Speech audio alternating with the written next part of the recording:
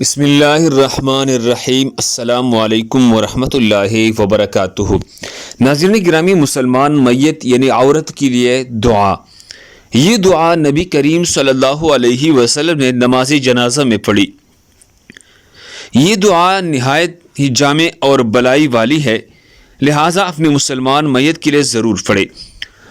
اللہم اغفر لہا وارحمہا وعافہا واعف عنها واکرم نزلها ووسع مدخلها واغسلها بالماء والثلج والبرد ونقها من الخطايا كما نقيت الثوب الابيض من الدنس وابدلها دارا خيرا من دارها واهلا خيرا من اهلها وزوجا خيرا من زوجها وزوجا خيرا من زوجها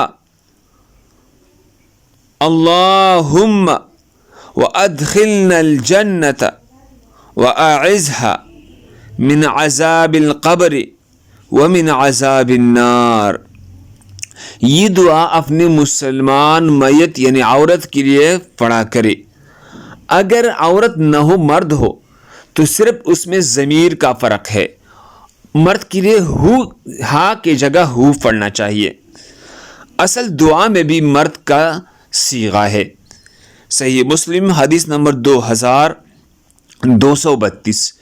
اللہ ہم سب کو اس پر عمل کرنے کی توفیق عطا فرمائے۔ دوسری مسلمانوں کے فائدے کے لیے آگے ضرور شیئر کرے۔